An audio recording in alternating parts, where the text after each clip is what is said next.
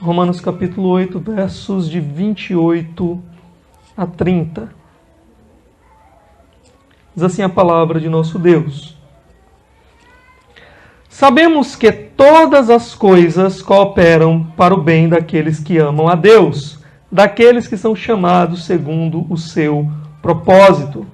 Porquanto aos que de antemão conheceu, também os predestinou para serem conformes à imagem de seu Filho, a fim de que ele seja o primogênito entre muitos irmãos. E aos que predestinou, a esses também chamou. E aos que chamou, a esses também justificou. E aos que justificou, a esses também glorificou. Vamos orar?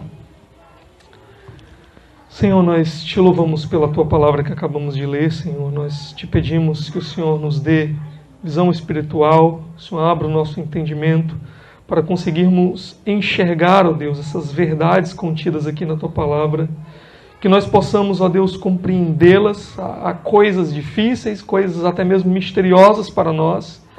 Mas nós te pedimos, ó Deus, que nós possamos nos alegrar, Senhor, com essas verdades que falam sobre a nossa salvação. Ajuda-nos, ó Deus, ajuda-nos a não apenas compreendê-las, mas vivê-las e desfrutar de toda a alegria que há para nós por meio dessas verdades. Em nome de Cristo Jesus é que nós oramos. Amém. Irmãos, no último domingo que eu preguei, eu falei sobre uma doutrina chamada de depravação total. Essa doutrina ensina que o pecado afetou todas as áreas do nosso ser. Toda a constituição humana foi contaminada pelo pecado. Não há nada onde o pecado não tenha tocado e não tenha distorcido em nós. Nossos pensamentos, nossas afeições, nossos sentimentos, tudo em nós, nossa vontade foi corrompido pelo pecado. E eu falei, falando sobre essa doutrina, eu falei como até mesmo aquelas coisas boas que nós fazemos, se nós não estamos em Cristo Jesus, então até mesmo essas coisas são consideradas pecado, porque elas não são feitas para a glória de Deus. Fazemos por outros motivos, mas não para a glória de Deus. E então, através dessa doutrina, eu tentei mostrar para os irmãos a nossa necessidade de salvação. Como nós de fato estamos perdidos sem Cristo. O testemunho das Escrituras é esse. Não há justo, nenhum sequer, não há quem entenda, não há quem busque a Deus. Todos extraviaram, a uma se fizeram inúteis. Então esse é o testemunho das Escrituras. A nossa justiça, aquilo que nós podemos considerar de justiça própria que nós tenhamos, a Bíblia diz que é como trapos de imundície diante de Deus. Então por isso que o tema da última mensagem foi: você é pior do que imagina. Porque só quando nós entendemos que estamos desesperadamente perdidos, então nós vamos entender que precisamos de um Salvador. Precisamos que Deus venha e faça o que nós não podemos fazer. Até lá, enquanto nós não entendermos isso, nós vamos achar que está tudo bem, que nós não precisamos de Salvador. E hoje eu quero falar sobre uma outra doutrina, que é a doutrina da eleição incondicional. Se no último domingo eu falei que você é pior do que você imagina, hoje eu quero falar que o amor de Deus por você é maior do que você imagina. Se você entender essa doutrina, se você agarrar essas verdades pela fé e for a Cristo, você vai conseguir perceber que o amor de Deus pelo seu povo é maior do que nós podemos imaginar. Agora, irmãos, há pessoas que odeiam essa doutrina. Há pessoas que detestam ouvir sobre uma doutrina de eleição. Tanto é que é difícil, às vezes, até encontrarmos pastores que preguem sobre essa doutrina. Porém, essa doutrina é bíblica. De Gênesis a Apocalipse, nós encontramos Deus falando sobre o seu povo eleito, falando sobre os escolhidos, sobre os predestinados. Na Bíblia inteira, de Gênesis a Apocalipse, você vai ler sobre essas coisas. E é por isso que mesmo aqueles que não gostam da doutrina, mas que acreditam que a Bíblia é a palavra de Deus, mesmo esses vão ter que defender algum tipo de doutrina sobre a eleição. Só que o que eles fazem? Eles tentam diluir essa verdade. Eles tentam transformar essa verdade, dar uma nova roupagem a fim de que ela fique mais palatável, mais digerível ao homem moderno. Porque eles não gostam dessa doutrina da eleição. Então eles tentam dar um jeitinho para a doutrina ficar mais agradável. O que eles ensinam então? Alguns dizem que Deus ele não escolheu nenhum indivíduo, nenhuma pessoa específica. O que Deus escolheu foi a igreja. Então Deus escolheu essa estrutura chamada igreja. E aí se você vier para a igreja, se você estiver ligado à igreja, então você se torna um escolhido também, um eleito também por tabela, né? Alguns outros acreditam que Deus ele não escolheu nenhum indivíduo especial. Ele escolheu, na verdade, apenas Cristo. Escolheu Cristo Jesus. E aí, se você estiver unido com Cristo, andando com Cristo, aí você se torna um escolhido também. Mas o que a Bíblia diz? Eu vou lhe dizer. A Bíblia diz que Deus ele escolheu de entre a humanidade inteira, de todos os indivíduos da Terra, de todos os indivíduos que ele criaria, ele escolheu um número fixo e determinado, um número inalterável de pessoas para a salvação. Deus escolheu um grupo de pessoas, a quem ele chama de eleitos. E esse número foi determinado na eternidade. Tem base bíblica para isso, pastor? Tem. O apóstolo João, quando ele escreve o livro de Apocalipse, por exemplo, ele vai descrever o local glorioso onde os santos vão habitar pelos séculos dos séculos. E então ele começa a falar da Nova Jerusalém. E veja o que ele fala sobre a Nova Jerusalém no capítulo 21, versículo 27 de Apocalipse. Ele diz o seguinte: nela, na Nova Jerusalém, nunca, jamais penetrará coisa alguma contaminada, nem o que pratica abominação e mentira, mas somente os inscritos no livro da vida do Cordeiro. E quando nós lemos Apocalipse 17, verso 8, ali está dito que esse livro ele foi escrito desde a fundação do mundo. Então Deus tem algo como que um livro, que ele chama o livro da vida.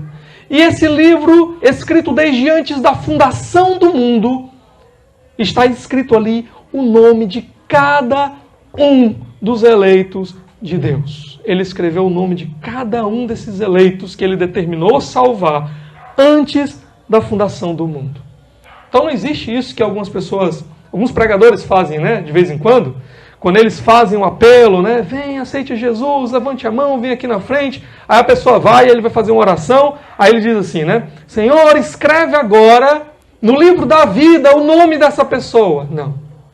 O nome já foi escrito antes da fundação do mundo. E lá no céu não tem borracha, porque Deus não é homem para que se arrependa das coisas que ele determina. Ok? Uma outra coisa, alguns até entendem, não, realmente não dá para fugir, a Bíblia fala que Deus escolheu pessoas mesmo, indivíduos. Então, realmente, Deus escolheu pessoas, Deus escolheu indivíduos. Só que você tem que prestar atenção em qual critério que Deus escolheu. Qual o critério de Deus quando ele escolheu essas pessoas? Deus escolheu pessoas baseado no que ele viu dessas pessoas. Deus olhou para o futuro, ele viu então que algumas pessoas iam ter fé, que algumas pessoas iam fazer boas obras, que algumas pessoas o amariam, e então ele resolveu escolher essas pessoas para ele. É como se Deus ele estivesse sentado no seu trono celestial e então ele pegasse lá um DVD celeste e naquele DVD tivesse a história de cada um dos indivíduos que já pisou nessa terra ou que pisaria nessa terra que ele criaria.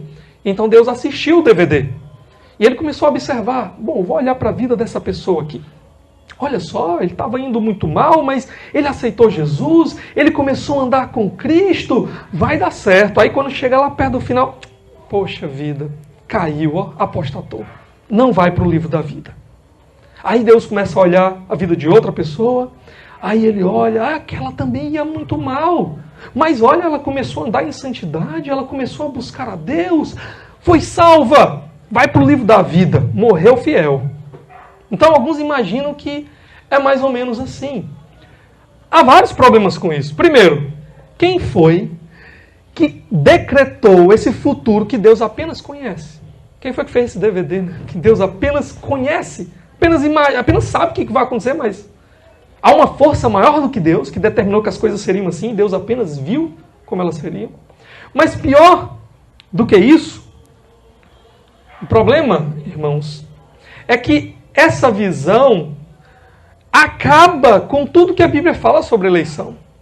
Porque a Bíblia o tempo inteiro fala que Deus escolhe indivíduos para si. Só que essa visão, quem é que escolhe? É o homem. É o homem que se escolhe. Ele escolhe andar com Deus. E aí Deus olha, vê que ele escolheu. Aí, se ele me escolheu, então vou escolher ele também. Deus, ele dá apenas a palavra final. Mas quem toma a iniciativa é o homem. Deixa eu dizer para você o que a Bíblia fala. A Bíblia diz que as pessoas que Deus escolheu, desde antes da fundação do mundo, os seus eleitos, não fizeram nada para ser escolhidos. Absolutamente nada. Eles não cumpriram nenhum pré-requisito. Deus não olhou na eternidade e viu que eles teriam fé, porque eles não teriam. Deus olhou na eternidade e viu um bando de pecadores, merecedores do inferno, e decidiu, baseado em motivos que só cabe a Ele, escolher alguns desses pecadores para serem salvos. A base bíblica para isso, pastor? Olha o que Romanos capítulo 5, verso 8 e 10 diz. Mas Deus prova o seu próprio amor para conosco pelo fato de ter Cristo morrido por nós, sendo nós ainda pecadores. Quando Cristo decidiu morrer, e essa é a grande prova do amor de Deus, quando Ele decidiu morrer por nós, não foi porque Ele viu que nós éramos santos, que nós estávamos querendo a santidade, ou mesmo que nós teríamos fé, ou faríamos boas coisas, não. Ele nos viu ainda pecadores. Não merecíamos nada.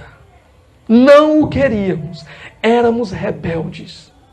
Virávamos as costas para Deus. Foi aí que Ele decidiu morrer. E o amor de Deus é tão grande exatamente por causa disso. Porque Ele morreu por quem não merecia. Porque Cristo deu a sua vida por quem não merecia. Versículo 10 diz assim. Porque se nós, quando inimigos, éramos inimigos, fomos reconciliados com Deus mediante a morte de seu Filho, muito mais, estando já reconciliados, seremos salvos pela sua vida. Éramos inimigos de Deus. E Deus mandou o seu Filho para morrer por nós, para nos trazer paz com Deus. Nós éramos inimigos. Ele fez a paz através da morte de Jesus, que pegou todo o nosso pecado e recebeu o juízo e a condenação de Deus no nosso lugar. Talvez você já tenha ouvido falar sobre arminianismo e calvinismo. Quem aqui já ouviu falar sobre isso? Não precisa ter ouvido falar muita coisa não, basta ter ouvido o termo. Ok? Então, arminianos e calvinistas, né, são crentes que discordam quanto à doutrina da eleição, e essa briga já é antiga. Tá? Só que porque a Bíblia está repleta de passagens que falam sobre eleição, né? Se você lembrar aí do Antigo Testamento, por exemplo, o Antigo Testamento inteiro é a história de como Deus escolheu um povo para si, o povo de Israel. O Novo Testamento é a história de como Deus escolhe a igreja, como Ele escolhe gentios e judeus para fazer desses dois um povo só para si. Pessoas de toda tribo, língua, povo e nação. A história da Bíblia inteira é a história de eleição. Então, essas duas visões, arminianos e calvinistas, eles defendem alguma visão sobre a doutrina da eleição. A Bíblia fala sobre eleição, eles são crentes, eles acreditam na Bíblia, então eles defendem uma visão sobre a eleição. Só que eles discordam num ponto. O que eles discordam? Arminianos entendem que a eleição de Deus ela é condicional. Ou seja, é aquilo que eu já falei antes. Deus escolhe baseado numa condição que Ele estabelece. Se o homem fizer isso, então eu escolho esse homem. Se o homem tiver fé, então eu escolho esse homem. Se o homem fizer alguma coisa de boa, buscar a santificação, buscar amar a Deus, então baseado nisso, eu escolho esse homem. Então, a eleição condicional. Se o homem fizer, eu escolho. Os calvinistas dizem exatamente o contrário. É uma eleição incondicional. Não tem condição nenhuma. Porque se Deus fosse esperar de o homem cumprir condições, Deus jamais escolheria ninguém. Deus olha para a humanidade e Ele vê uma massa podre de pecadores, rebeldes que insistem em viver em pecado contra Ele, em quebrar todas as suas leis. E sem levar nada em conta, Deus escolhe. Simplesmente porque Ele quer salvar. Porque Ele é misericordioso, porque Ele é gracioso e Ele não quer condenar todos os indivíduos. Então Ele escolhe dessa massa de caídos um grupo a quem Ele salvará. É uma eleição incondicional. Incondicional.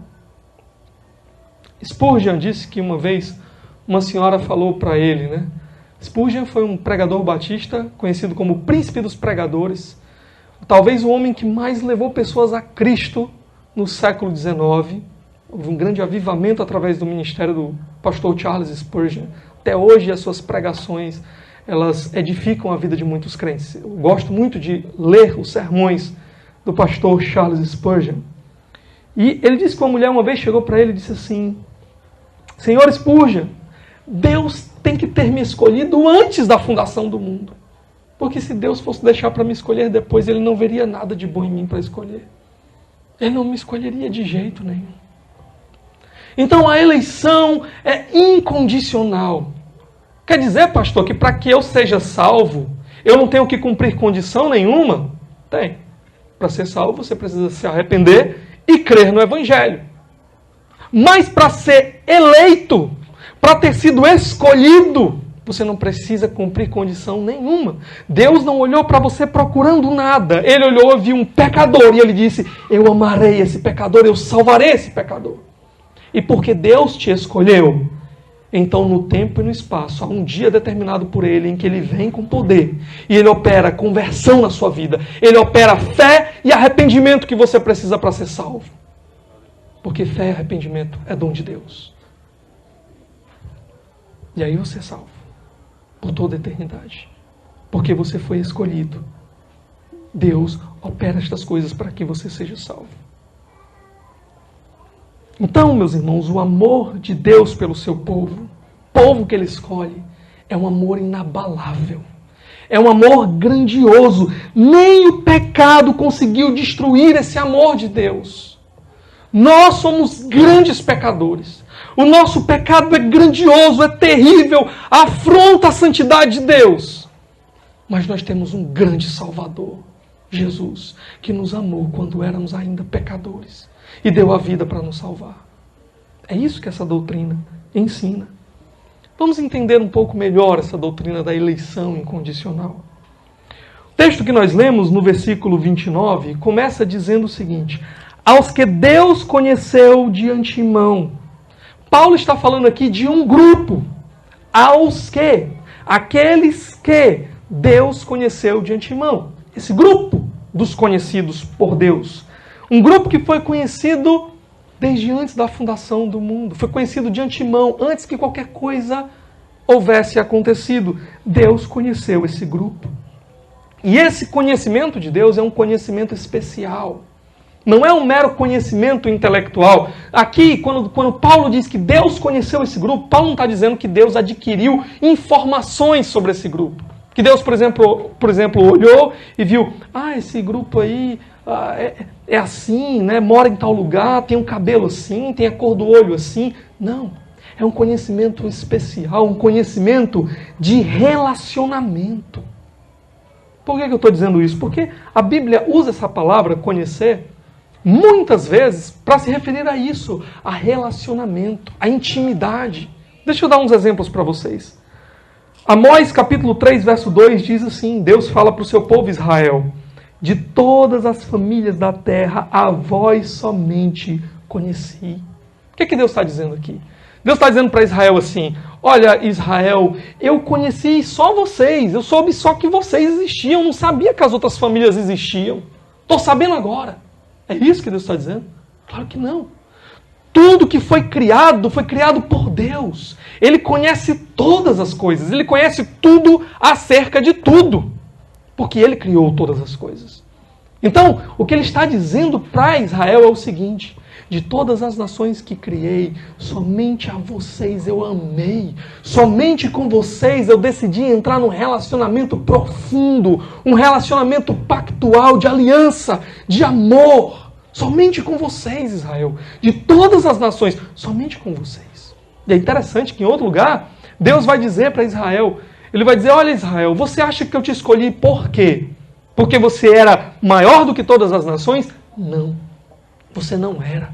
Você era menor. Na verdade, Israel não era nem nação. Deus é que criou aquela nação para ele.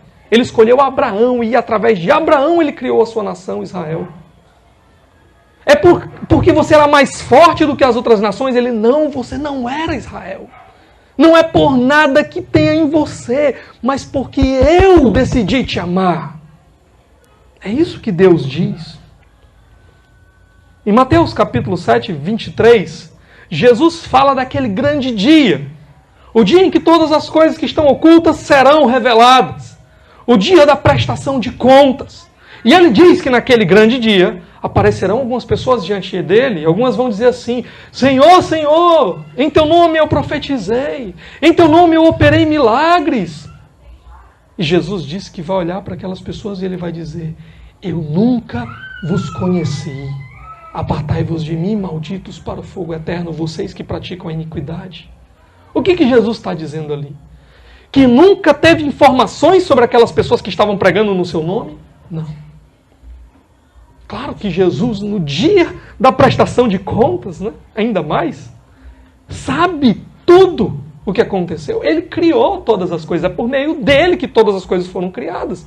João capítulo 1 vai dizer isso. O que Jesus está dizendo ali é: eu nunca entrei em um relacionamento com vocês, porque vocês são marcados pela iniquidade. Se eu tivesse entrado num relacionamento profundo de amor pactual com vocês, vocês não seriam o que vocês são. Então eu nunca vos conheci, eu nunca me relacionei, eu nunca entrei nesse relacionamento com vocês. Gênesis capítulo 4, verso 1, fala desse conhecer no nível ainda mais profundo, do relacionamento entre marido e esposa, da intimidade mais profunda entre marido e esposa. Lá está escrito assim: e conheceu Adão a Eva, sua mulher, e ela concebeu, e ela engravidou. O que conhecer aqui significa? Que Adão um dia estava andando pelo jardim, encontrou lá uma certidão de nascimento de Eva, aí tinha escrito lá, né? Tirada da costela de Adão no dia 1º, 1/1, né? Não, claro que não. Ali, conhecer significa que Adão teve um relacionamento profundo de marido e mulher com Eva, e ela então engravidou.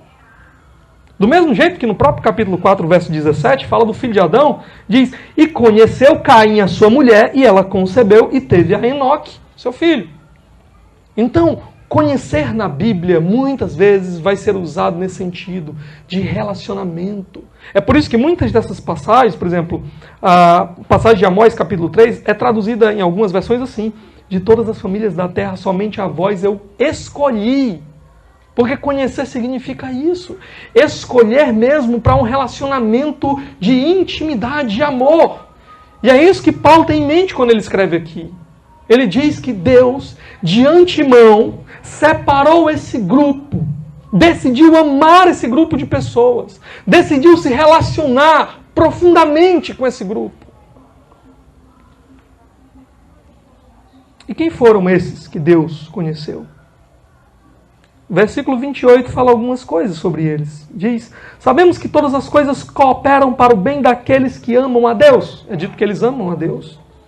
Daqueles que são chamados segundo o seu propósito. Deus, ele determinou na eternidade um plano. Ele tem o seu propósito. E essas pessoas, é dita que elas foram chamadas para cumprir esse propósito de Deus. E é dito também que elas amam a Deus. Na verdade, a segunda parte do versículo está explicando a primeira. Ele diz que todas as coisas que Deus planejou, e todas as coisas no tempo e no espaço, na nossa história, elas cooperam para o bem. Deus faz essas coisas cooperar para o bem daqueles que amam a Deus. Quem são esses que amam a Deus? Aqueles que Deus chamou para o seu propósito. Segundo o seu propósito. E é isso que ele vai continuar dizendo a partir do versículo 29 até o 30. Só que algumas pessoas leem esse texto, e quando elas leem que Deus, ele conheceu, aqueles a quem Deus conheceu de antemão, elas entendem que aqui é como aquele primeiro exemplo que eu dei lá atrás, né? Aqui Deus olhou para o futuro e ele conheceu o que essas pessoas iam fazer. Deus conheceu que elas iam ter fé, ou Deus conheceu que elas fariam boas obras, ou que o amariam. Mas o que o texto diz? O que Deus conheceu de antemão? Foi fé? Foi arrependimento? Não. Deus conheceu pessoas. Aos que Deus conheceu. Aqueles que Deus conheceu de antemão. Deus conheceu pessoas. E então, ele vai continuar dizendo que essas pessoas que ele conheceu, ele então chamou. E essas a que ele chamou, ele justificou. E essas que ele justificou, ele glorificará. Elas passam por cada uma das etapas. Deus, ele decidiu se relacionar de antemão com essas pessoas, decidiu amar essas pessoas.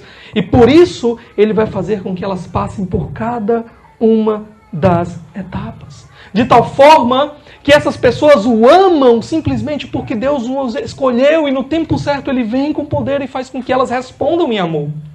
O nosso amor por Deus é uma resposta do operar de Deus nas nossas vidas, mudando os nossos corações, nos dando um desejo que antes não havia. Nós estávamos completamente perdidos, não tínhamos prazer em Deus, não buscávamos a Deus. Então no tempo e no espaço Deus vem, pega o coração de pedra, despedaça e coloca um coração agora sensível, com novos afetos, com novos desejos por Ele. E aí nós começamos a amá-lo, mas tudo isso é obra de Deus. É por isso que 1 João, capítulo 4, versículo 19, diz assim: nós o amamos, nós amamos a Deus, porque Ele nos amou primeiro. Ele nos amou primeiro. Ele fez essa obra na nossa vida. Ele nos escolheu. E então, no tempo certo, Ele nos dá graça. E aí nós conseguimos amar Ele também. Deixa eu ler aqui um texto que nós já lemos essa noite. Romanos capítulo 9. Algo bem interessante nesse texto. Vou ler só um trecho aqui, diz assim. E ainda, versículo 11... E ainda não eram os gêmeos nascidos, nem tinham praticado o bem ou o mal. Aqui ele está falando de quem? Esaú e Jacó, os filhos de Isaac. Antes disso daí, ele vai falar de Isaac. Ele vai falar, em Isaac eu chamei o meu povo. O que ele está falando? Ele está lembrando de como foi a obra, a história da salvação que ele começou a fazer. Começou lá com Abraão. Em Abraão ele chamou o seu povo, para si um povo, ele deu a Abraão um filho, Isaac. Mas Abraão tinha outros filhos. Abraão teve Ismael antes de Isaac, mas Deus diz, mas é através de Isaac que vem o meu povo. Quem eu escolhi foi Isaac. E então depois Isaac teve 2 filhos, filhos gêmeos, Esaú e Jacó. E então Deus está falando agora desses filhos gêmeos, filhos do mesmo pai, com características muito semelhantes, nascidos no mesmo dia, na mesma casa, no mesmo lugar. Ele diz, nem tinham praticado o bem ou o mal, para que o propósito de Deus quanto à eleição prevalecesse, não por obras, mas por aquele que chama. Deus está dizendo. Esses gêmeos nasceram, eles não tinham feito nada ainda, eles não tinham, antes deles nascerem, na verdade, antes que eles fizessem bem ou mal, Deus havia determinado, escolhido um deles, ele vai continuar dizendo. E no tempo certo, ele chamou para mostrar que não foi obra deles. Não foi porque um era melhor do que o outro. Não, os dois eram ruins. Mas foi porque Deus quis chamar e com poder chamou. Ele continua dizendo, já fora dito a ela, a mãe deles, o mais velho, que era Isaac, ou que era, Esaú, será servo do mais moço, que era Jacó. Como está escrito, amei Jacó, porém me aborreci de Esaú. O que o texto está dizendo? Que Deus, antes que eles tivessem feito bem ou mal, disse, eu amei Jacó, mas me aborreci de Esaú. Não foi por nada que eles tivessem feito de bom. Não é por nada que eles tivessem de diferentes um do outro, de bom. Jacó tinha uma coisa maravilhosa que Esaú não tinha, não. Foi pela eleição de Deus. Deus escolheu Jacó e se aborreceu de Esaú. A verdade, os dois eram indignos de salvação. Os dois eram pecadores. O nome de Jacó, irmãos, o que significa? Suplantador, trapaceiro. Lembra da história? Os gêmeos estavam nascendo, estavam como uma luta ali. E então Jacó se agarra no calcanhar do seu irmão, como que tentando puxar a vez dele. E quando você vai ler a história de Jacó, Jacó é um trapaceiro. Até o dia em que Deus vem com poder, o visita e o chama para ser seu filho. Mas Deus escolheu na eternidade. Dentre esses dois, nenhum deles merecia. Os dois eram pecadores. Mas Deus escolheu amar a Jacó e aborrecer Esaú. Nós ainda vamos falar um pouco mais sobre isso. Então Deus escolheu um povo para si, mas Ele não fez isso porque esse povo ele era santo, porque esse povo ele era perfeito, porque esse povo era justo. Não. Deus os amou para que eles fossem santos, para que eles tivessem fé, para que eles fossem transformados segundo a imagem de Jesus. É isso que o nosso texto aqui nos diz. Versículo 29, porquanto os que de antemão conheceu, também os predestinou para serem conformes à imagem de seu Filho. Esse povo que Deus escolhe, esses que Deus conheceu na eternidade, escolheu na eternidade, resolveu entrar em relacionamento na eternidade, Ele escolhe eles não porque eles eram parecidos com Jesus. Eles não eram. Ele os escolhe para eles se tornarem parecidos com Jesus, através da obra que o próprio Deus vai fazer na vida deles. Então eles não eram santos. Quando Deus decide escolher um povo, Ele escolhe dentro de uma massa podre de pecadores, que não faria outra coisa a não ser rejeitar a Deus, virar as costas para Deus. Mas Deus, decidindo não condenar a todos, Ele escolhe um povo, um grupo de pecadores e diz, eu farei uma obra na vida desses pecadores. Efésios, capítulo 1, versículo 4 diz, nos escolheu nele, antes da fundação do mundo, para sermos santos e irrepreensíveis perante Ele. Ele não nos escolheu porque éramos santos, nós não éramos. Ele não nos escolheu porque éramos irrepreensíveis, nós não éramos. Ele nos escolheu para que nós sejamos um dia, pela sua graça, pela obra do seu Espírito, santos e irrepreensíveis diante dele. Então, esse é o processo de Deus. Deus escolhe se relacionar com pecadores para salvar esses pecadores. Então, aqueles que Deus conheceu, Deus predestina essas pessoas, Deus escreve o destino deles, de que eles se tornarão semelhantes a Jesus. E a esses que Deus predestinou, Deus chama no tempo certo, Deus vem com um chamado especial. Nós ainda vamos ter uma mensagem aqui, e vamos falar sobre a diferença entre o chamado geral e o chamado especial.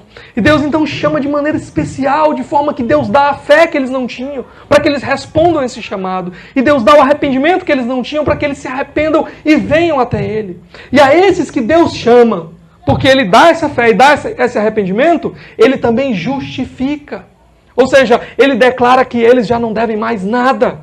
Que todo o preço do pecado deles, toda a condenação que deveria cair sobre eles não vai mais acontecer. Não há mais condenação. Por quê? Porque Jesus, o Filho de Deus, tomou o lugar deles e decidiu representá-los e receber a condenação do Pai na sua própria pessoa. Então esses são justificados. Não devem mais nada. Jesus pagou a conta deles. Pagou a dívida deles. E aos que justificou, a esses também glorificou. De forma que essa é o que os antigos chamavam de a corrente de ouro. Os elos estão todos amarrados. Os que Deus conheceu na eternidade, decidiu salvar na eternidade, Deus faz com que passe por cada um desses processos até chegar na glória. De forma que Deus conheceu um povo na eternidade e decidiu salvar esse povo, e esse povo vai ser salvo. Não há como dar errado o plano de Deus. Aqui Paulo olha para o plano de Deus e ele vê esse plano completo, maravilhoso, executado por Deus. Ninguém poderá frustrar o plano de Deus. Agora, talvez você se pergunte assim, se você ainda não conseguiu entender, talvez você se pergunte assim, por que Deus precisava escolher um povo? Por que Deus tinha que escolher um povo? Será que Deus não podia deixar simplesmente que cada um escolhesse por si? Há duas maneiras de responder essa pergunta. Primeiro, por um lado, Deus, Ele não precisava escolher ninguém. Deus não deve nada a ninguém. Por isso Ele não precisava escolher ninguém. Deus não estava obrigado a escolher ninguém. Se Deus escolhe, é um ato de livre graça dele. Ele não devia nada a ninguém. E não precisava. Se havia uma coisa que Deus devia a alguém, por causa de quem Ele é, por Ele ser um Deus santo e justo, era a justiça. Era isso que Deus devia. Justiça é dar a cada um o que cada um merece. Então, se você, por exemplo, faz uma prova na escola, na faculdade, num concurso, e você acerta todas as questões, o justo é que o professor te dê um 10, a nota máxima. Agora, se ele te der menos do que 10, ele está sendo injusto, porque ele está te dando menos do que você merece. Se você faz uma prova e acerta apenas 5 questões, a metade da prova, então o justo é que ele te dê uma nota 5. Se ele te der mais do que 5, ele está sendo injusto, porque ele está te dando mais do que você merece. Deus é justo. E nós somos pecadores. Deus é santo. E nós somos pecadores. Então o que Deus deveria dar a pecadores? O que eles merecem e o que pecadores merecem? A condenação. O que criminosos merecem receber de um juiz justo, senão a sentença de condenação pelos seus crimes? É isso que merecíamos. Então, se Deus ele decide escolher, não é por obrigação, não é por dever, é por graça e misericórdia. Um dia o pastor Russell Shedd, que faleceu agora, esse final de ano, ele estava pregando e ele foi falar sobre um antigo pastor que um dia quis ensinar ao seu filho a diferença entre graça e misericórdia. Então aquele pastor, ele chegou para o seu filho e disse assim: olha, filho, se você desobedecer, fizer aquilo que eu disse para você não fazer, então eu vou lhe dar 10 palmadas, 10 cintadas. Tá certo? E você ainda vai ficar de castigo por 1 semana. Tá certo? Está certo, papai. O que foi que o menino fez? Desobedeceu. O pai chamou o menino e disse: filho, o que eu tinha dito para você? Se você desobedecesse, você ia levar as 10 cintadas e ia ficar de castigo. Não foi isso? Ele disse: foi, papai. E o que foi que você fez? Desobedeci, papai. Então agora chegou a hora de você receber a punição. Então o pai foi lá, pegou a cinta, né? Baixa a calça, né? 1, 2, 3, 4, 5. Tá bom, meu filho. Pode levantar a calça. O menino olhou para o pai e disse: papai, mas não eram 10? O pastor Russell Shedd disse: se fosse eu tinha ficado calado. Né? Aí disse: eram 10, meu filho, mas hoje eu quero lhe ensinar o que é misericórdia. Você merecia 10 palmadas, mas eu estou dando apenas metade para lhe ensinar o que é misericórdia. Estou tendo misericórdia de você. Não estou lhe dando o castigo completo. Agora, vista a sua roupa, que nós vamos ali tomar um sorvete, eu vou pagar um sorvete para você. Eu me disse: papai, mas eu não ia ficar de castigo, né? Ele disse: é porque eu quero lhe ensinar o que é graça.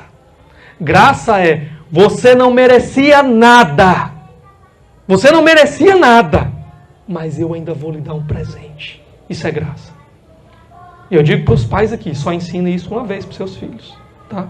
Graça e misericórdia, não acostume não. Porque tem um dia que a graça de Deus e a misericórdia serão cortadas, né? Então tem que ensinar isso também, tá certo?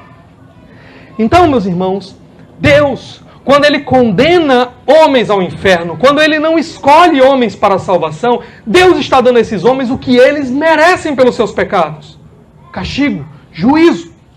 Quando Deus escolhe um certo número de pessoas para a salvação, Deus está dando graça e misericórdia a esse número. Deus não é obrigado a dar graça para nenhum dos dois. Graça é favor imerecido. Vocês não mereciam e eu estou dando.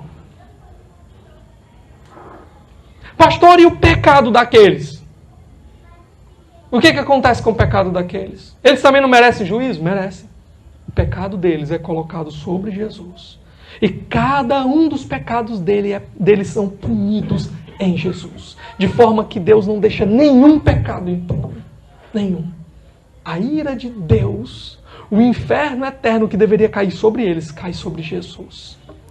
Pela graça e misericórdia de Deus. E é assim que eles são salvos. Agora, há uma outra maneira de responder. Por que Deus precisava escolher um povo para si? Deus não tinha necessidade de escolher ninguém, foi o que eu falei. Deus não era obrigado a escolher ninguém, mas Ele decidiu escolher. Ele decidiu salvar pessoas. Ele não era obrigado a salvar ninguém, mas Ele decidiu salvar pessoas. E se Ele decidiu salvar, então só há uma maneira de salvá-las: é escolhendo pessoas para a salvação. Elas merecem o juízo, elas merecem a condenação, mas Deus olhou na eternidade e disse: eu não condenarei todas. Eu salvarei pessoas, eu salvarei pecadores. Então, por motivos que só competem a Ele. A Bíblia diz que os motivos foram o beneplácito da sua vontade. Efésios capítulo 1. 2 vezes diz isso lá. Ou seja, o bom prazer da sua vontade, porque Ele quis e aquilo pareceu bom a Ele. Ele decidiu: eu não vou condenar a todos, eu vou pegar um grupo desses e vou salvar esses pecadores. Eles não merecem, mas eu vou salvá-los. Então, por isso, Deus escolheu. Se Deus não tivesse escolhido, se Deus tivesse dito apenas assim: eu estou aqui para salvar qualquer um, basta que você escolha, ninguém escolheria. Ninguém seria salvo. Se as pessoas escolhem a Deus, é só porque Deus escolheu essas pessoas primeiro. Não foram vocês que me escolheram, mas eu vos escolhi a vós. Não é isso que Jesus disse? Portanto, vão e deem frutos. É isso que Jesus disse. Agora, pastor, você está dizendo que Deus ele é soberano, Ele escolhe, Ele age, cada coisa no universo está debaixo do controle dele, então Ele escolhe um povo para si, esse povo vai ser salvo porque Ele escolheu, vai passar por cada uma das etapas. Isso quer dizer o quê, pastor? Se Deus ele é soberano, né? Se Deus ele governa, há uma frase de Spurgeon maravilhosa que ele diz que cada grão de poeira do universo que paira sobre o universo está fazendo exatamente o que Deus determinou. Cada pardal que cai no chão, cai porque Deus determinou. A própria Bíblia diz isso, né? Vocês valem mais do que pardais. Deus cuida dos pardais, não tem nenhum que caia no chão sem que Ele tenha determinado. Os cabelos da cabeça de vocês foram contados por Ele. Então, pastor, se é assim, então, eu sou o quê? Eu sou um robô de Deus? Eu sou só um robô de Deus? Algumas pessoas pensam assim, mas isso é uma distorção da doutrina. A doutrina da eleição incondicional, da absoluta soberania de Deus, inclusive na escolha que Ele faz de pecadores, não ensina que nós somos robôs de Deus. Deixa eu explicar uma coisa aqui difícil. Então precisa prestar atenção, porque é um pouco difícil. Quando Deus decidiu criar pessoas, ali nesse ato, nesse decreto de Deus de criar, já estava incluído ali a queda da humanidade. Por quê? Porque se Deus ele vai criar seres, esses seres são diferentes dele. Porque Deus não é criado. Parte do que significa ser Deus é não ser criado por nada ou por ninguém. Ele é eterno. Mas aquilo que ele vai criar tem um princípio, tem um início. Não existia, passou a existir. Então aquilo que ele vai criar é diferente dele. Não é Deus. Deus não cria deuses. Porque Deus não é criado por nada. Então, esses seres que Deus vai criar, eles são por definição finitos. Teve um tempo que eles não existiam. E então eles têm um início da vida deles. O dia em que Deus os cria. Agora, aquilo que é finito, limitado, tende a se tornar infinito ou chegar à sua finitude. Ou seja, aquilo que teve um começo, tende a chegar um dia em que ele não vai ter mais nem começo nem fim, ou tende a chegar um dia que ele vai encontrar o seu fim? A segunda opção. Aquilo que teve um começo, tende a encontrar o seu fim. Da mesma forma, os seres que Deus vai criar são mutáveis. Houve um tempo em que eles não existiam, e então eles passaram a existir. E aquilo que sofre mudança tende a continuar mudando, ou tende a chegar um momento em que a própria mudança inicial lá da não existência para a existência vai desaparecer e ele simplesmente vai existir por toda a eternidade. Tende a continuar mudando.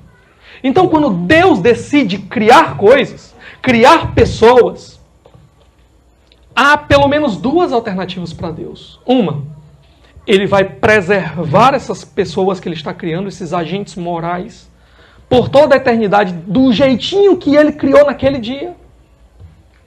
Porque, afinal de contas, né, tudo que é criado precisa de manutenção. Se não tiver manutenção, aquilo vai se desgastar, vai se corromper. Não é? Você compra um carro novinho, deixa ele parado na sua garagem 4 anos. Não saiu nele, não fez nada. Quando você for lá, ele vai estar diferente, talvez ele até nem ligue, né? Tem algum problema. Então Deus, ele vai decidir preservar esses seres até o final, do jeitinho que ele criou, ou Deus vai decidir deixar com que aqueles seres finitos encontrem a sua finitude. Aqueles seres mutáveis continuem mudando e aqueles agentes morais, então, tomem decisões que são contrárias a Deus. E então encontrem o seu fim, o seu desgaste, a sua corrupção, a sua queda. Nós lemos na Bíblia que houve uma queda. Então nós sabemos que a escolha de Deus foi a segunda. Deus soberanamente, buscando a sua glória, porque Ele faz todas as coisas para a sua própria glória, porque não há nada melhor para se fazer do que a glória de Deus. E Efésios vai dizer, Deus faz todas as coisas. Efésios 1 vai dizer que Deus faz todas as coisas para a sua glória.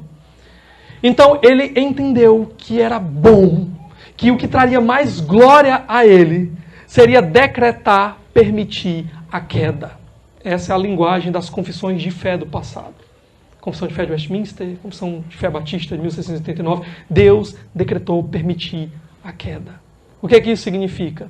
Que Deus, quando decidiu criar, decidiu também que Ele não preservaria esses seres incorruptíveis, mas Ele permitiria que eles encontrassem a sua corrupção, o seu fim, a sua queda. Só que Deus não é um ser irresponsável. Deus decidiu que eles fariam isso. Livremente eles escolheriam o pecado, eles escolheriam o mal, algo que Deus não gosta, não se agrada, o mal e o pecado. Mas que aquilo traria glória a Deus, porque Deus usaria aquele mal e aquele pecado dentro de um plano maravilhoso, que traria glória ao seu nome.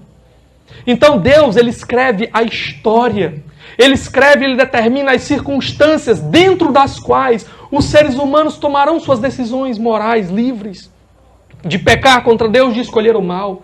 Porém, dentro desses limites impostos por Deus, Deus coloca, por exemplo, barreiras que não permitem que os homens façam todos os males que eles gostariam de fazer. E o próprio Espírito incentiva os homens a fazerem boas ações para que as coisas não se tornem um caos completo. Então, dentro desses limites, desses arranjos feitos por um Deus absolutamente sábio, Deus alcança a glória devida ao seu nome de uma maneira que nós muitas vezes não conseguimos entender.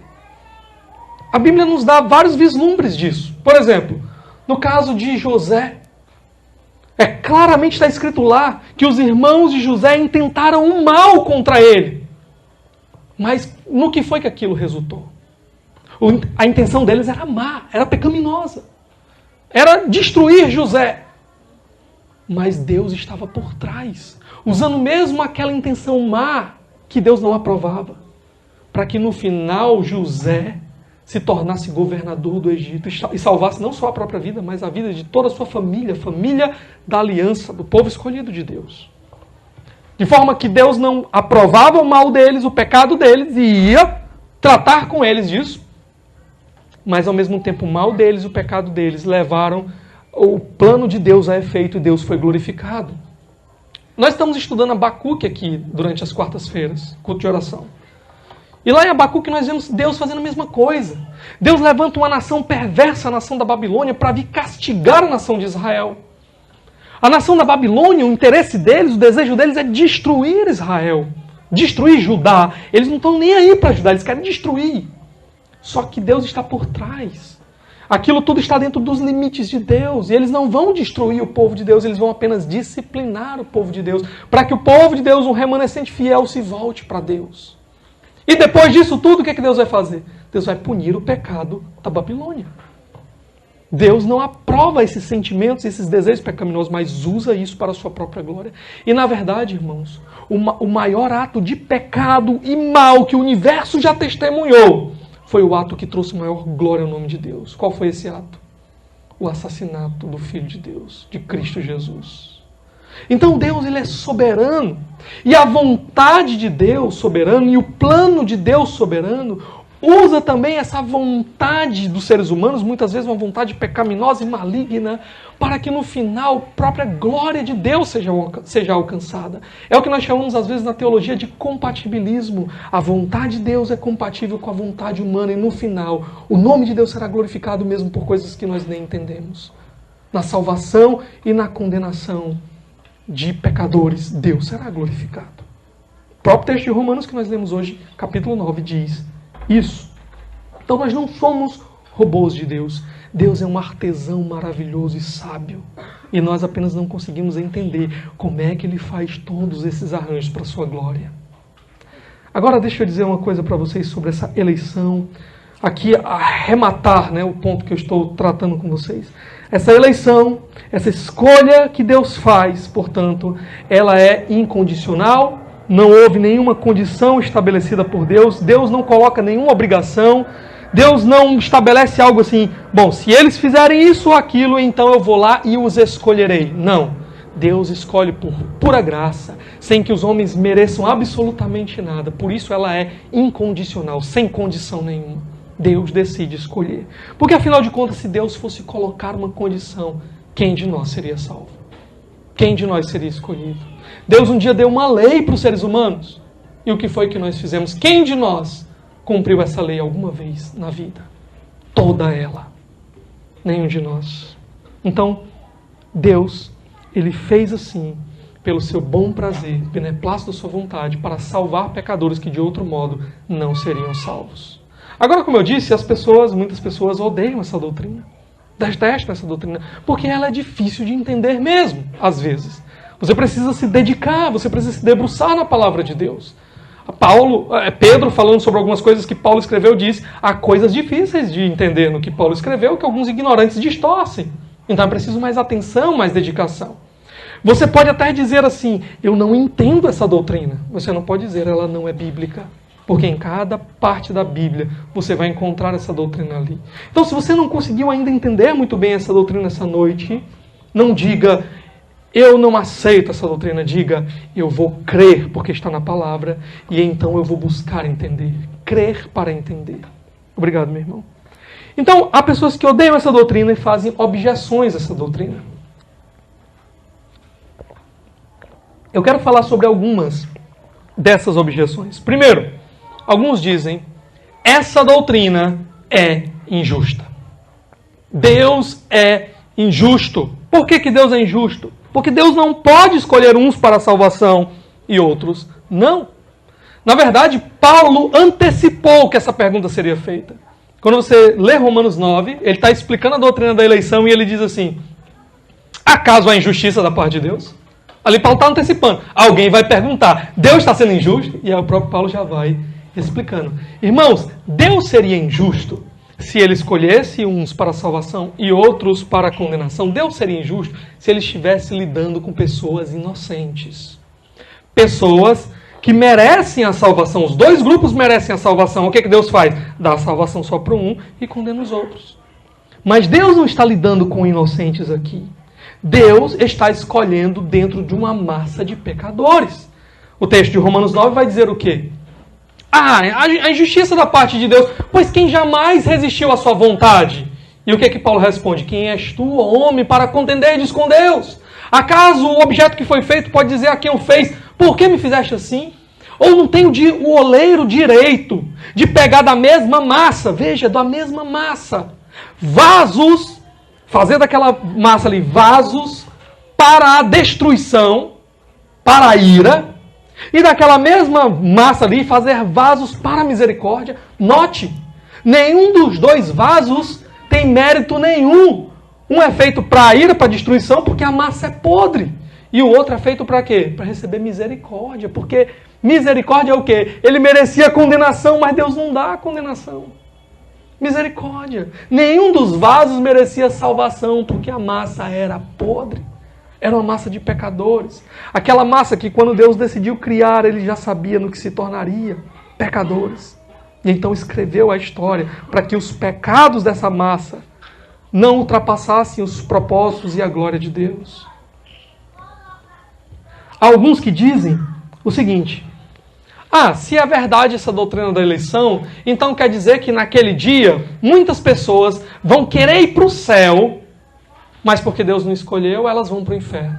Então elas vão para o inferno, né, dizendo assim, eu queria tanto ir para o céu, eu amei, busquei tanto a Deus, mas estou indo no inferno porque Ele não me escolheu. E outras pessoas não queriam ir para o céu, elas detestavam Deus, odiavam Deus, mas Deus vai levar elas arrastadas pelos cabelos. E Deus vai puxar ela para o céu e ela vai dizer, eu não quero ir para o céu, eu quero ir para o inferno. Mas Deus, não, mas eu te escolhi, você vai ter que entrar no céu. Essa doutrina não ensina isso, de maneira alguma. Pelo contrário, todas as pessoas que vão para o inferno, elas vão para lá porque foi o que elas escolheram. porque elas não quiseram Deus, porque elas nunca tiveram amor por Deus. Então elas vão para lá receber a condenação pelos seus pecados, porque amaram mais o pecado do que a Deus. Eu ainda vou falar mais sobre isso. E todas as pessoas que vão para o céu, elas vão para lá também desejando ir para o céu. Elas vão para lá porque é o que elas querem Cristo, mas elas só desejaram ir para o céu porque Deus operou esse desejo no coração delas. É isso que essa doutrina ensina. Então, quando Deus escolhe, Ele não está sendo injusto, mas misericordioso. Todos mereciam o inferno e Deus dá a justa punição para os pecadores que continuam nos seus pecados. Mas para aqueles que Ele escolheu e que Ele faz uma obra na vida deles e que Ele transforma, Deus então leva para a glória e os pecados deles. Deus pune no seu próprio Filho. Alguns se espantam quando leem, porque Deus aborreceu Esaú, mas amou a Jacó. Amei a Jacó, mas aborreci a Esaú. Alguns se espantam assim, não, Deus não pode aborrecer Jacó, ou aborrecer Esaú. Não, irmãos. O que deve nos espantar não é Deus aborrecer Esaú, porque Esaú merecia ser aborrecido, ser rejeitado. Jacó merecia ser aborrecido e rejeitado também, era um enganador. O que nos deve espantar é que Deus diz, mas eu amei Jacó. Deus ter amado o que não merece ser amado. Deus dar o seu juízo para quem merece receber o seu juízo, isso não deve nos espantar, mas Deus nos amar. Deus olhar para essa massa de pecadores perdidos e escolher alguém para ser salvo, isso deve nos espantar. Isso deve nos levar a dizer, ó, profundidade da riqueza, tanto do conhecimento como da sabedoria de Deus. Eu não consigo compreender esse amor, é grande demais para mim. O amor de Deus é maior do que eu imagino, do que eu poderia imaginar. Uma segunda objeção é, se Deus já tem os seus eleitos, então por que nós vamos evangelizar? Deus já escolheu quem Ele vai salvar? Sim. E Deus, aqueles que Deus escolheu, Deus não vai levar para a glória? Sim, foi o texto que nós lemos. Aqueles que Ele conheceu de antemão, predestinou, chamou, justificou, glorificou. Então para que eu vou evangelizar? Deus vai levar, vai salvar então. Bom, há pelo menos 3 motivos pelos quais nós devemos evangelizar. Primeiro motivo, porque a palavra de Deus nos manda evangelizar. A palavra de Deus nos diz, ide por todo mundo, prega o evangelho a toda criatura. Então nós temos que evangelizar. Deus mandou, nós somos seus filhos, obedecemos o que Ele mandou. Então esse é o primeiro motivo. Deus manda, a gente obedece. Mas tem um segundo motivo também. Porque a palavra de Deus nos ensina que Deus, Ele não só escolhe um povo para si, mas Ele escolhe um meio pelo qual Ele vai chamar esse povo. Como crerão se não há quem pregue? Deus escolheu, Deus decidiu, decretou que Ele ia salvar um grupo de pessoas. Mas Deus decidiu e decretou que o meio que Ele ia usar para salvar essas pessoas seria através da mensagem do Evangelho. E é por isso que nós pregamos. Porque é quando os eleitos ouvirem a palavra, é que eles virão para Cristo. É que eles correrão para Deus. Então esse é o segundo motivo. E o terceiro, porque o Deus... O terceiro, porque nós não sabemos quem são os eleitos. Nós não sabemos. Não tem um nome eleito na testa de ninguém. Então nós pregamos para todas as pessoas porque nós não sabemos quem Deus escolheu e quem Deus permitiu que permanecesse no seu pecado. Então são 3 motivos pelos quais nós evangelizamos. Alguns dizem que essa doutrina da eleição ela diminui o zelo evangelístico da igreja. Deixa eu dizer para vocês, é o contrário. Uma má compreensão dessa doutrina pode diminuir o zelo evangelístico, mas a correta compreensão faz o contrário. Olhe para a história da igreja. Pegue, por exemplo, o apóstolo Paulo, conhecido por suas viagens missionárias, que queria levar o evangelho a todos os lugares onde Cristo ainda não havia sido conhecido.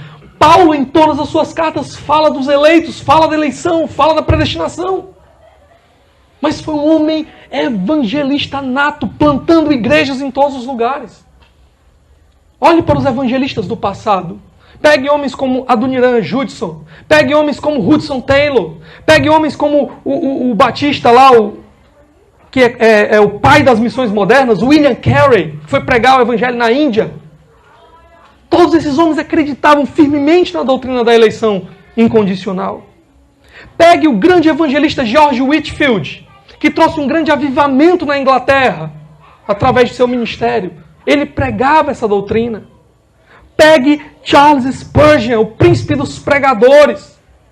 Ele pregou mais do que todos os outros essa doutrina. E ganhou almas incontáveis para Cristo. Pegue os reformadores, Martinho Lutero, Zwinglio, Calvino, todos eles pregaram essa doutrina. Todos eles. Lutero talvez mais do que todos os outros. Pregaram essa doutrina. E todos eles viraram o mundo de cabeça para baixo, levaram o evangelho a todos os cantos da terra e alcançaram almas para Cristo. Sabe por que isso é assim, irmãos? Porque quando a gente não entende essa doutrina, a gente acha que os resultados dependem da gente. Sou eu, com a minha força, com o meu poder de convencimento, que vou lá ficar tentando convencer as pessoas para elas se converterem. Eu quero fazer a obra do Espírito Santo. Porque é o Espírito Santo que convence o homem do pecado, da justiça e do juízo. Agora, quando a gente entende essa doutrina, a gente vai e prega o evangelho com alegria. Sabe por quê? Porque a gente sabe que o resultado é certo. Na hora que as ovelhas de Cristo ouvirem a sua voz, elas virão. As minhas ovelhas ouvem a minha voz. Há ovelhas que estão fora desse aprisco, mas quando elas ouvem a voz do pastor, elas vêm. Então a gente sabe que a nossa pregação não vai ser em vão. Ela vai alcançar os ouvidos certos. Quando os eleitos ouvirem, eles virão. Não depende de mim, é o evangelho. O que me cabe é só anunciar esse evangelho e deixar os resultados com Deus. Então essa mensagem, quando ela for pregada, será cheiro de vida para os que se salvam. E para aqueles que se perdem, é cheiro de morte. Aumenta ainda mais a responsabilidade deles. Terceira objeção. Se Deus tem os seus eleitos, então a sua oferta do evangelho a todos não é sincera. Se Deus tem os seus eleitos, então quando Deus manda que a gente pregue a toda criatura, quando Ele manda a gente pregar até para aqueles que não são eleitos, né, a gente não sabe quem são, mas Deus sabe quem é. Então Deus não está sendo sincero em chamar aquelas pessoas. Irmãos, a sinceridade do chamado, da oferta de Deus, não depende da resposta dos homens. Não depende. Deus é sincero, sim. Deus, Ele diz, venham a mim, porque perecerão. Venham a mim, sejam salvos. Eu não tenho prazer na morte do ímpio, mas antes que ele se converta dos seus maus caminhos. Venham a mim. O problema é que se os homens apenas ouvirem esse chamado, o chamado geral, eles não virão. Eles dão as costas para Deus. Eles dizem, eu não te quero. Eu quero continuar no meu pecado. Eu até acho interessante, mas eu amo o meu pecado mais do que a ti. Então Deus, sinceramente, oferece o evangelho a todos os homens, mas os homens não querem vir. E é por isso que Ele escolhe alguns. Se Ele deixasse na mão de todos os homens correriam para longe dele. Sabe qual é a participação do homem no plano da salvação? É correr para bem longe de Deus.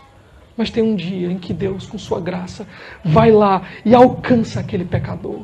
E abre o coração daquele pecador. Tira as escamas dos olhos e mostra a beleza de Cristo Jesus. E naquele dia ele diz, Senhor, onde eu estava? Que loucura era essa que não me fez enxergar como eu preciso do Senhor? O problema dos homens, irmãos, não é que eles irão para o inferno porque Deus não os escolheu. Esse não é o problema. Eles irão para o inferno porque eles amaram mais o pecado do que a Deus. Eles vão para o inferno por causa da condenação pelos pecados deles, não é porque Deus não o escolheu. Aqueles que vão para o céu é que só vão para o céu porque Deus escolheu. Do contrário, eles iam para o inferno com os outros também. Porque eles também não queriam nada com Deus. O problema do homem é a sua rebelião a Deus.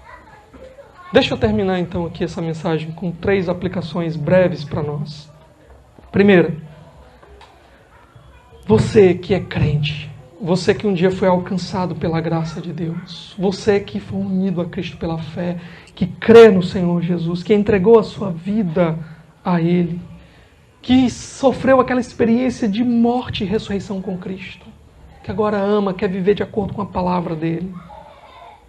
Deixa eu dizer para você, você tem todos os motivos do mundo para se alegrar com essa doutrina. Alegre-se com essa doutrina, rejubile-se com essa doutrina, sabe por quê? Porque um dia você era um miserável pecador que não queria nada com Deus. E Deus, na sua infinita, grande misericórdia, Ele veio ao teu encontro. Quando você não queria nada com Ele, quando você não o buscava, quando você voltava as costas para Ele, quando você era seu inimigo, Ele mandou o seu filho morrer para te salvar. Por amor. Um amor que você jamais conseguirá medir. Um amor que é maior do que nós podemos imaginar. Então se alegre. Se você está aqui hoje, se você é crente em Cristo Jesus, é por causa desse amor que venceu o teu pecado. É por causa desse amor que te escolheu na eternidade quando não havia nada para escolher em você. Que te amou quando ninguém jamais amaria se conhecesse quem você realmente era. Então alegre-se com essa eleição de Deus. Uma segunda coisa. Às vezes algumas pessoas têm dificuldade com essa doutrina, porque nós queremos, no fundo do nosso coração, sempre ter uma parcela de mérito. E essa doutrina acaba com o nosso orgulho. Acaba com a nosso desejo por mérito pessoal. A gente quer chegar lá no céu e dizer assim, Senhor, eu estou aqui porque eu escolhi. Sim, você escolheu, mas você só escolheu porque Deus operou na sua vida para que você escolhesse.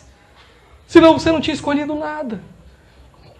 A gente quer olhar para os outros e dizer assim, aquele cara é muito burro, porque ele não quer nada com Deus. Eu não, eu acreditei. Eu sou melhor do que ele, porque eu acreditei, usei melhor minha vontade. Não, querido, não. Você não terá nenhum mérito no céu. Naquele dia, quando você entrar lá pelos portões da eternidade, saiba de uma coisa. O único mérito que você terá será Cristo. Cristo Jesus. É por causa dele que você vai poder entrar. É porque ele fez o que você não podia fazer que você vai poder entrar. Não haverá nada em você, nada nas suas mãos para dar para Deus e dizer, Senhor, está aqui, recebe isso e deixa eu entrar. Não.